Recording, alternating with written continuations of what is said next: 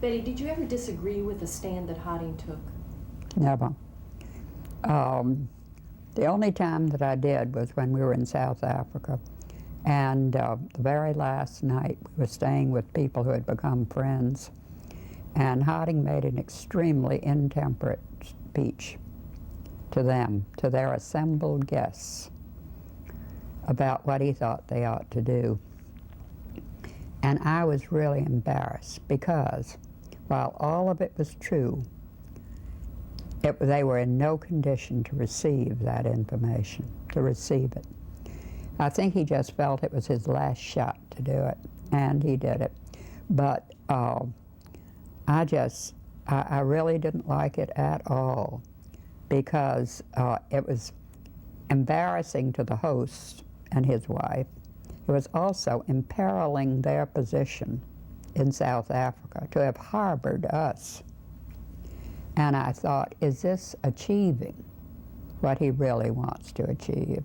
Would you and Harding have talked about this? No. Oh, ahead of time, that evening, he started telling me what he was going to say. And I said, I wouldn't do it. I wouldn't do it. It's too hard. And I'm afraid I'm a soft person. I don't want to hit too hard on a thing. I feel that you chip around it, and eventually you get what you're working for. I don't know. In our earlier interview, you spoke of the time spent at Harvard and the Nieman Fellowship, and you said, I believe you said, when we were awarded. So really that always award went to both. And I'll tell you the truth, I could never have said to you, yes, I will do this, I will do that, it will be we. And I think he did that too. I think we just, each got from the other that particular element of strength which the other needed. And in winning the Pulitzer Prize for his... Right, well, he had done that. He actually wrote that editorial probably up in Maine in the summer of '45, and then it appeared here in Mississippi. And then he was awarded the prize in May, I guess it is, the first Monday in May in '46. But his editorials that he wrote that fall in Greenville, after we had actually gotten back to the paper. He had written that, having gone back to the paper. I hadn't gone back to the paper yet. I had the new baby, Tommy, and he was born at the end of April. And so I was in Maine for that summer. But by the time we got back to Greenville, I think Harding's editorials were so strong and so good, but they're not the ones that were submitted to the, he was calling on the people of the South and of Greenville to go ahead and do what he knew they ought to do and what he said was in them to do. And what I wasn't going to the paper during that first year at all. I was at home with the baby. I was in New Orleans with my mother, who was dying of cancer. I was in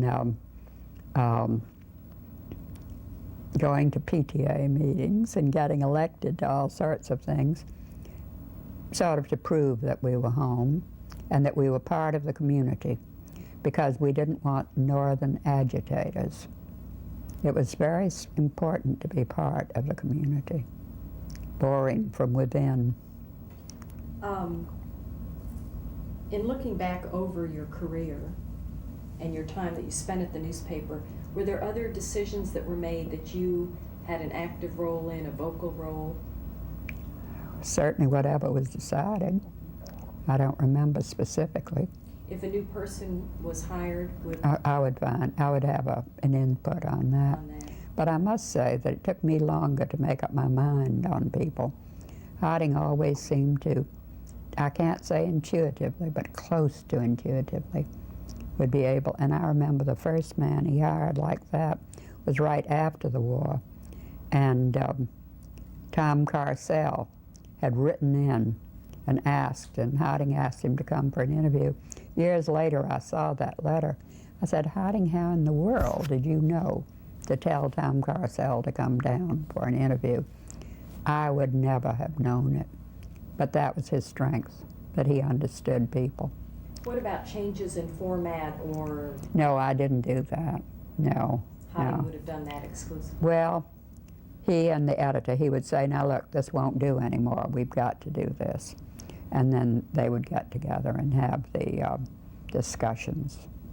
I know that over the years the women's pages changed a great deal. Oh, ours was just stupid.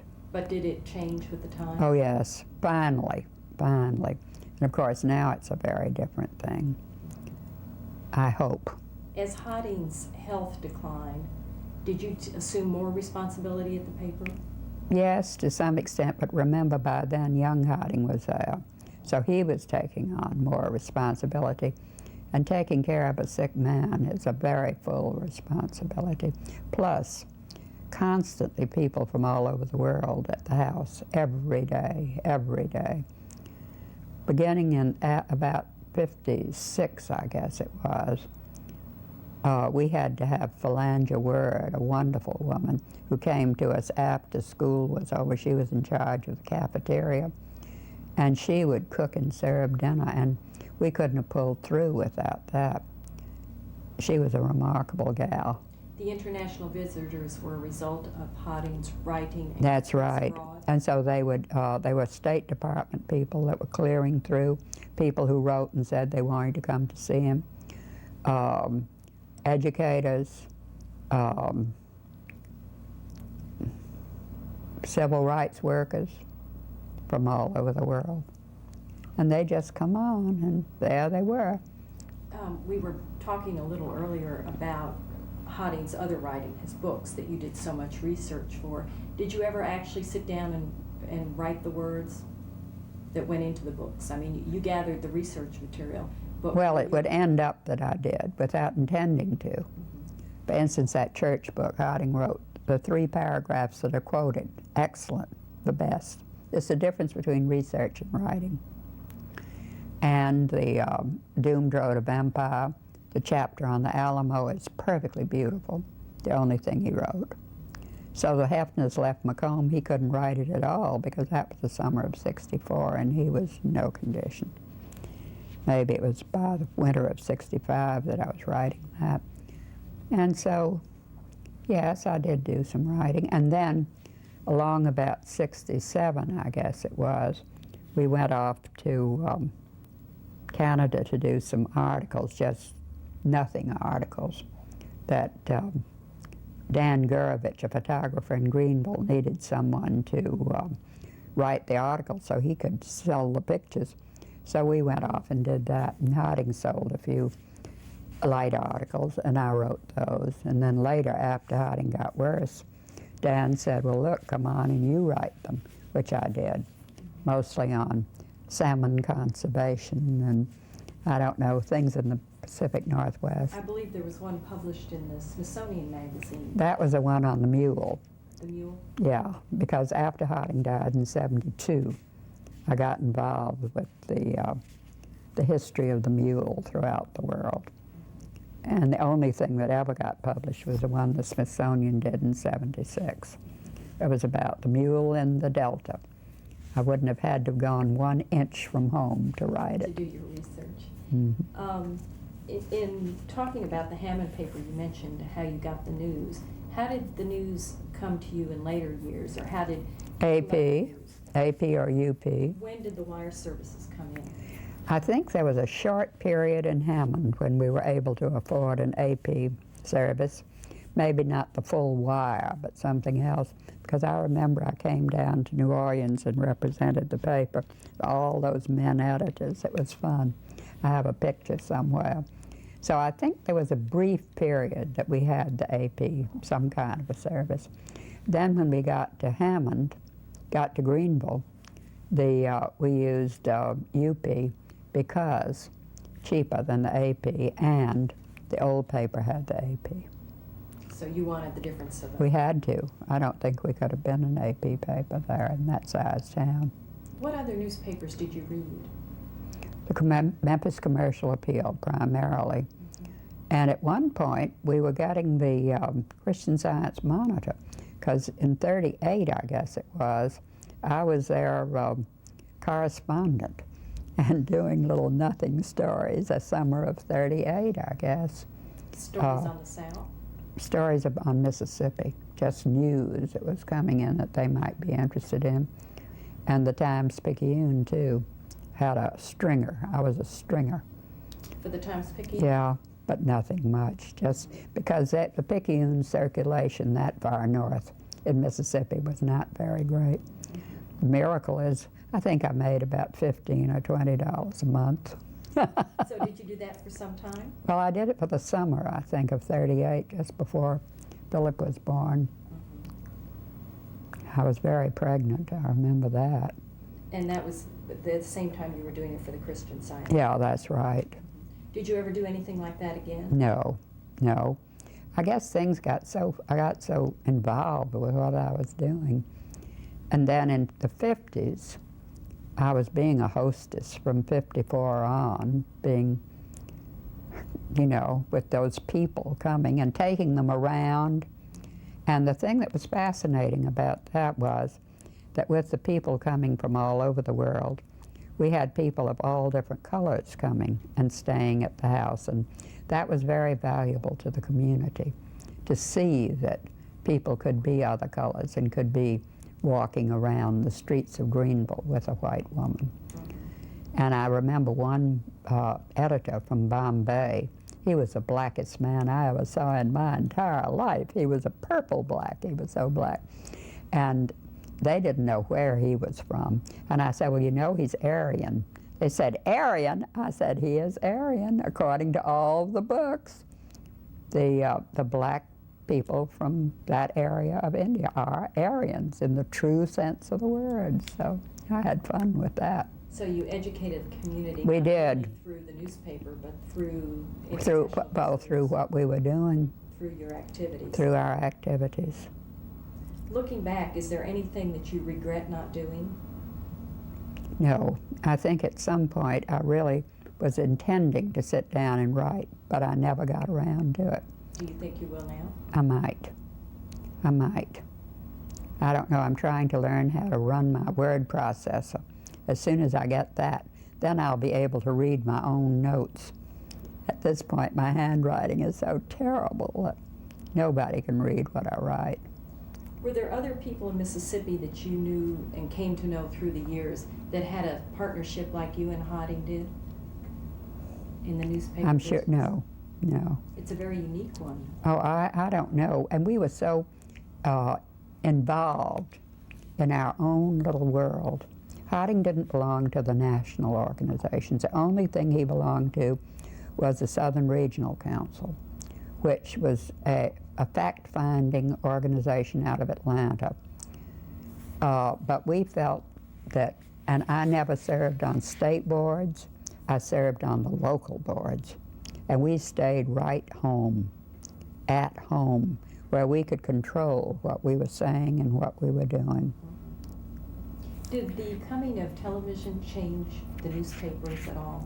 I don't know, because I'm sure it must have. And I remember when we started running the television schedule, John Gibson, our business manager and partner, he owned a fourth of the paper. John Gibson thought that was the worst thing you could possibly do. He said, why do you give sustenance to the enemy? But we did. And the paper survived. Yeah, we did. But that was a good point. Earlier during our break, you were talking about two aspects of the newspaper that were always there. Oh, survival and doing the creative thing for the community. And they didn't always go together, because you could do something that had to be done, but you knew when you did it that you were taking a risk. I can't remember specifically, but Harding would write these good editorials and then go off to New York, and I'd be left at the house, and Tommy was the only person at home. And I remember one night when the telephone calls got to be so intense, and when it was like the critical mass with a nuclear bomb. When things will get enough of the critical mass is there, it can explode. Well, it never exploded, but you always thought it might. And this particular night, Tommy and I sat at the top of the stairs in the house with a shotgun over my lap. And if anybody came in that house, we were going to blast them good. Do you remember what that editorial was? No, there's no telling. And I'll tell you one I do remember. In Metcalf, or one of those towns, don't say Metcalf, one of the towns north of Greenville, a white commissary owner told this black man that he owed him some money. The black man owned the commissary. And the white man said that the black man used some bad language or something. And the commissary owner shot the man dead. However, he said it was because the black man had threatened him and was going to kill him. Well, he was shot in the back. And Harding said, how do you threaten someone? You're going to shoot them in the back, shoot them when they've already turned their backs to you. So he wrote an editorial. They weren't even going to have a, what is it that they have when they come in? Yeah, but what's the first thing you have when the coroner's comes in to sort of see the dead body? An autopsy? Not an autopsy, but the coroner's something. Inquest? Yeah, they weren't going to do even that. So Harding wrote an editorial and said, you can't have a dead body and not have somebody come in and check it legally. Mm-hmm. Well, that night you have never, Harding was off to New York or the University of Virginia or wherever. So here I am with Tommy at the top of the stairs, and that was an occasion. But the other thing was, I had a lot of Chinese gongs in the night table by the bed, and after we went to bed, I figured, well, if they come, if I take those gongs and just hit them real hard, it will scare them so. Well, that was ridiculous. You knew how to deal with the people that weren't pleased with Harding's writing. No, that's what. Yeah, I did. Did you ever feel threatened? We did, frequently. We did. And I remember one time when he was away, and a boy, the Keating boy, was staying with me, and he came home from school. Maybe I went and picked him up. And he said, Ms. Carter, may I go home and get Ami? That was his German Shepherd dog. And I said, sure. So we went home and he got the dog. I said, was it bad at school? He said, yes. He said, it's very bad. He said, I just think it's better to have the dog here. Well, he'd heard all the kids talking, the way they talked, their families talked.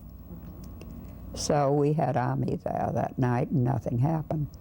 Then there was DeLay Beckwith. Did you ever hear of him? He's the man who shot Medgar Evers. And so, of course, we had come out against that whole situation. Now, DeLay Beckwith starts working for a seed company in Greenville, Mississippi. And he begins asking young John Keating about the lay of our house. Now, the kitchen is there, and the living room is there, and the dining. And so young John just wouldn't tell him any of that. Well, we knew he was there, and we knew he was trying to find out. So we knew you never know when an absolutely off-base person may go further. Did you ever feel like giving up? Was there ever a point in... No. No. Now, I'll tell you, we were not all-out activists at all. All that we were trying to do was to keep sanity and decency and equal opportunity. And equal opportunity for everyone to say their say. But in Mississippi, it was impossible. Regarded as an we were extremely radical. Mm-hmm. We were dangerous. Because you had the support to put the newspaper out. We had the support. I mean, you had the financial resources. We were selling ads like mad, and we were not getting any of the job printing, which is what we had counted on early. But where there was a choice, and they could go to somebody else, they'd go to somebody else. But when there was only one newspaper, they went to us. Would political candidates come to you and ask for endorsement? Yes, but we never endorsed until they got up to the higher level. Now I'll tell you who we endorsed. We endorsed Smith, not the president, man running for Congress, who had worked for us as a newspaper man. Excellent man. And it was at the period of the Eisenhower election. And we endorsed, I'll have to give you his name because he's a friend of ours. And we endorsed him right from the beginning. And that was the Eisenhower election. And we had been at the American Society of Newspaper Editors Convention in Washington. And we had heard General MacArthur, who was so awful. Is that going off? Just a little bit. So, okay. We don't need to say anymore.